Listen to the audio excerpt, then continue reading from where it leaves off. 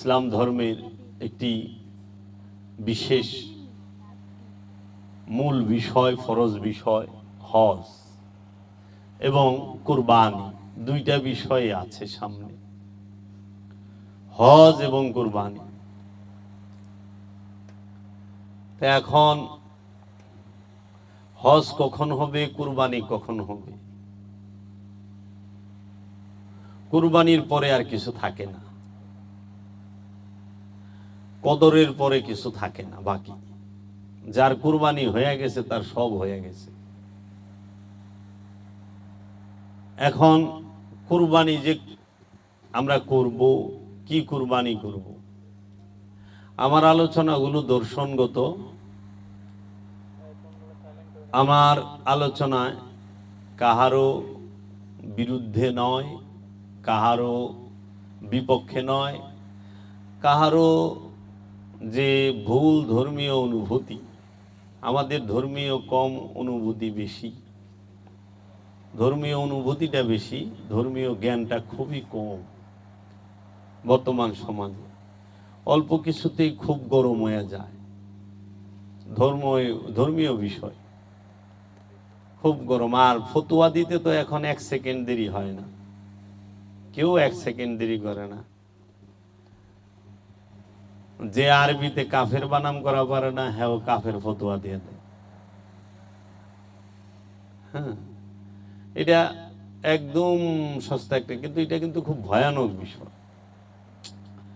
এখন আল্লাহ রাব্বুল আলামিন কুরআনুল মাজিদে সূরা আল ইমরানের 92 নম্বর আয়াতে বলতেছেন, তোমরা যাহা ভালোবাসো, যে পর্যন্ত তাহা হইতে ব্যয় না করিবে, পণ্য অর্জন করিতে পারিবে না। তোমরা যাহা ভালোবাসো, যেই পর্যন্ত তাহা হইতে ব্যয় না করিতে পারিবে, পণ্য অর্জন করতে পারিবে না সওয়াব। এটা সূরা আল ইমরানের 92 নম্বর আয়াত। তাই বাংলাদেশের একজন প্রখ্যাত শিল্পী, তিনি মাতাল রাজ্জাক দেওয়ান, তিনি তার একটি কালামে বলছিলেন, আছে কোরআনের বচন, দাও প্রাণ প্রিয় ধন। এই সেই আয়াতটা কোরআনে আছে যে তোমার প্রাণপ্রিয় বস্তুটি, যেটি তুমি সবচেয়ে বেশি ভালোবাসো, সেইটিকে কুরবানি করো। এখন কোরআনে আরেকটি আয়াত আছে যে আল্লাহ বলতেছেন, আল্লাহর দরবারে রক্ত মাংস, পশুর রক্ত এবং মাংস কোনো কিছুই পৌঁছায় না, শুধু পৌঁছায় তোমার মনের তাকওয়া। তাহলে মনের তাকওয়া, তাহলে কুরবানিটা কার? মনের। কুরবানিটা কিন্তু বাহিরে না, কারণ আল্লাহর দরবারে গ্রহণযোগ্য হয়, পৌঁছায় হলো মনের তাকওয়া। তাহলে বাহিরের যদি হইতো, তাইলে আল্লাহ বাহিরেরটা, এর জন্য বাহিরে যে বিষয়গুলো আছে, রক্ত মাংস, এইটা আল্লাহ গ্রহণ করে নিত। কিন্তু আল্লাহ বলছে না, এটা পৌঁছাই না, পৌঁছাইলো তোমার মনের তাকওয়া। কোরবানিটা আমাদের সমাজে শরীয়তের দৃষ্টিতে, আনুষ্ঠানিকতায়, মেজাজিতে, যে কোরআনের দুইটা ভাব আছে, দুইটা দিক আছে, একটি বাহির, একটি ভেতর। মেজাজিতে আমরা একটা অনুষ্ঠান পালন করি, পশু জবের। এই পশু জবের আগে আমরা হজ করি, হজ পরিপূর্ণ কমপ্লিট করেই আমরা কুরবানি করি। কুরবানির পরে সে আর মৃত থাকে না, জিন্দা হয়ে যায়। যার কুরবানি হয় নাই সে মৃত, যার কুরবানি হয় নাই সে মৃত, যার কুরবানি হয়ে গেছে সে জিন্দা, জীবিত। কুরবানি করলে মরে না, জিন্দা হয়। সেই কুরবানিটা মনের, নফসের। নফস যখন আমিত্বের কুরবানি দেয় তখন নফস জিন্দা হইয়া যায়, কলব জিন্দা হইয়া যায়। আর নফস যখন কুরবানি করতে পারে না তখন কলবও জিন্দা হয় না, নফসও জিন্দা হয় না। তাহলে কলব মন কি কুরবানি করবে? আমিত্বকে। আল্লাহ কোরআনে বলতেছে তুমি সবচেয়ে বেশি যে জিনিসটাকে ভালোবাসো সেই জিনিসটা আমার রাস্তায় ব্যয় করো। আপনি সবচেয়ে বেশি কাকে ভালোবাসেন? নিজের প্রবৃত্তিকে। প্রতিটা মানুষ সবচেয়ে বেশি ভালোবাসে, প্রতিটা নফস তার আপন প্রবৃত্তিকে, আপন ইচ্ছাকে। নিজের ইচ্ছাটাকে মানুষ সবচেয়ে বেশি ভালোবাসে। মানুষের সবচেয়ে পছন্দের জিনিসটা হইল তার আপন প্রবৃত্তি, আপন ইচ্ছাটা।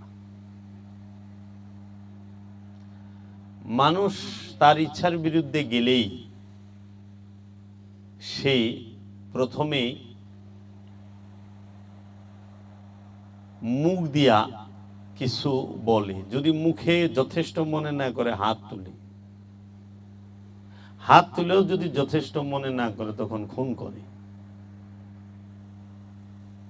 এর জন্য মুখ দিয়া ফতোয়া দেয়, কাফের, মুরতাদ, মুশরিক, বেঈমান, হারামি, ও মুখ তমুক, তাই না? তারপরে দেখা যায় না যথেষ্ট হয় নাই, একটু দেওয়ান দরকার, 2-3টা বক্সিং মেরে দিল, 2-3টা লাত্তি মেরে দিল, 2-3টা বাড়ি মেরে দিল। এরপরও যখন দেখা যায় না বক্সিং লাত্তি বাড়িতে কিছু হয় নাই, চাকুটাই পেটে ঢুকাই দিল, দাউদে একটা কূপ দিয়ে দিল, কল্লা কাইটা ভালাইল। প্রবৃত্তি এমন একটা জিনিস। তো কুরবানি কারে করবেন? পশুরে। অবশ্যই। সেই পশুটা কোন পশু? প্রবৃত্তি নামক পশু। এই প্রবৃত্তি কি? এই প্রবৃত্তির পশু কি বন জঙ্গলে থাকে? না, এই প্রবৃত্তির পশুটা থাকে আমার নফসের মধ্যে, নফসের সাথে মিশে থাকে, মনের মধ্যে থাকে, কলবের মধ্যে থাকে। তাহলে প্রবৃত্তি নামক পশুটাকে কিভাবে জব করবেন? ছুরি দিয়া? ছুরি দিয়া প্রবৃত্তি জব করা যায়? ধারালো অস্ত্র দ্বারা কুরবানি করা যায় কখনো? ধারালো অস্ত্র দ্বারা পশুর গলা কাটা যায়, মানুষের গলা কাটা যায়, আওলাদের গলা কাটা যায়, নবী রাসূলদের গলাও কাটছে। তাহলে মনের পশুকে জবাই করতে হইলে কখনোই আপনি ধারালো অস্ত্র দিয়ে পারবেন না। লোহার খণ্ড দিয়ে তৈরি ধারালো অস্ত্রটি দিয়ে আপনি কুরবানি করতে পারবেন না। কুরবানি বিষয়টা প্রবৃত্তির সাথে যুক্ত। নফসের আপন প্রবৃত্তিকে কুরবানি করতে হইলে যে অস্ত্রটির প্রয়োজন হয় সেই অস্ত্রটির নাম হচ্ছে মুরাকাবা মুশাহেদা। আপন গুরু, আপন পীর, আপন পীরের ধ্যানের ধারা, আপন মুর্শিদের ধ্যানের ধারা, আপন রসুলের মুরাকাবা মুশাহেদার দ্বারা মনের পশুকে জব করা যায়, মনের পশুকে কুরবানি করা যায়, নহল করা যায়। আর মেজাজি অনুষ্ঠানে বনের পশুকে জবাই করতে হইলে একটি লৌহ খণ্ডিত দিয়ে তৈরি, লৌহখণ্ড দিয়ে তৈরি একটি চাকু, ছুরি, চাপাটির প্রয়োজন হয়। তাই মুজাদ্দেদ আল ফেসানি বলেছেন এবং ইমাম শাফি তিনি বলেছেন এবং আমার দয়াল মুর্শিদ কালান্দার বাবা জাহাঙ্গীর বলেছেন যে কুরবানির মাঝে লৌহখণ্ড দ্বারা নির্মিত, ধাতু দ্বারা নির্মিত কোনো অস্ত্রের স্থানই নাই। কুরবানি করতে হবে আপন প্রবৃত্তিকে। আনুষ্ঠানিক কুরবানি, তার মধ্যে মাংস আছে, চামড়া আছে, হাড্ডি আছে, তার মধ্যে রক্ত আছে, হ্যাঁ, আবার মাংস বিলিও আছে। কিন্তু যে পশুটিকে কুরবানি করতেছে কুরবানিওয়ালা, তার কুরবানির মাঝে কিন্তু মাংস নাই। হাকিকি কুরবানির মাংসও নাই, হাকিকি কুরবানির জীব কি নাই, গোশত নাই, মাংস নাই, তার হাড্ডি নাই, চামড়া নাই। যেরকম কুরবানির চামড়ার টেকা, কুরবানির আবার চামড়া হয় কেমনি? পশুর চামড়ার টেকা বলতে পারেন, কুরবানির চামড়ার টেকা কেমনি হয়? কুরবানির চামড়া হয় কোনো দিন?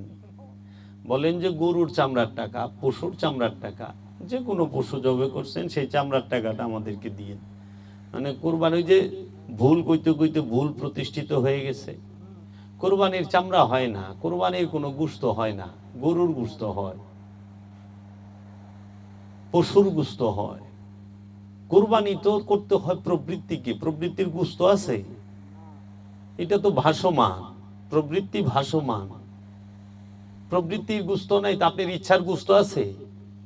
আপন ইচ্ছাকে কুরবানি করতে হয় কার কাছে? রসুলের কাছে। কুরবানি কাকে করবেন? নিজের ইচ্ছাকে। কার কাছে করবেন? আপন রসুলের কাছে, আপন পীরের কাছে। আর মেজাজি কুরবানি কি করবেন?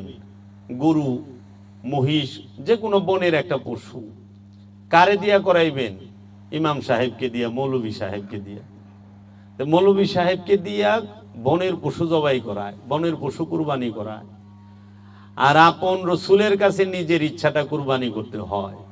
তাই আশিকে রসুল হযরত বেলাল রাদিয়াল্লাহু তাআলা আনহু, তিনি তার নিজের ইচ্ছাটা কুরবানি করছিলেন আল্লাহর হাবিব সরকার দু আলম নূরে মুজাসসম আহমদ মুস্তফা মোহাম্মদ মুস্তফা সাল্লাল্লাহু আলাইহি ওয়াসাল্লামের নূরের কদম মুবারকে।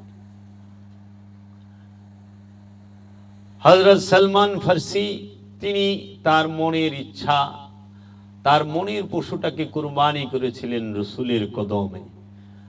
তো কুরবানি করবেন কোথায়? রসুলের কাছে। কুরবানি করবেন কি? নিজের ইচ্ছাকে, আপন প্রবৃত্তিকে। নিজের যতগুলো ইচ্ছা আছে সমস্ত ইচ্ছাগুলোকে নাই না, একটা একটা করিয়া তার কল্লা কাটতে হবে, জিব্বা কাটতে হবে। যেরকম বনের পশুটা আমরা কিনা আনছি, কিনা টাইনা লয়ে আহি না, টাইনা আনার পরে ৮-১০ জনে আমরা খুব চাপাচাপি কইরা ধরি, যাইতা ধইরা আমরা ছুরি চালাই। ও যেরকম ছটফট ছটফট করে বাঁচার জন্য, ছোটার জন্য, ও কিন্তু ওর সর্বশ্রেষ্ঠ চেষ্টাটা করে যে আমি এখান থেকে ছুটে বের হয়ে যাব। আর আমরা সবচেয়ে জোর লাগাই যে আজকে তোর জবক কইরি সারো। এর জন্য আমরা সঙ্গ দিয়ে যাতা দিই। বৌরাবাসের গুড়া এরকম মোটা হেডের লই ৮ জনে পেটের উপরে দিয়া এমন যাতা মারি যে খালি বেবায়। তাহলে ঠিক হাকিকি কুরবানি, যেটা আমার মনের রিয়েল কুরবানি, যেটা কোরআনের কথা, যেটা আল্লাহ বলছে তোমার প্রিয় বস্তুকে কুরবানি করো, ওই আমার ইচ্ছাটা কুরবানি হইতে চায় না, ওই আমার ইচ্ছাটা কুরবানি হইতে চায় না। হাটের থেকে যেরকম একটা পশু ক্রয় করে আনি না, তাই না?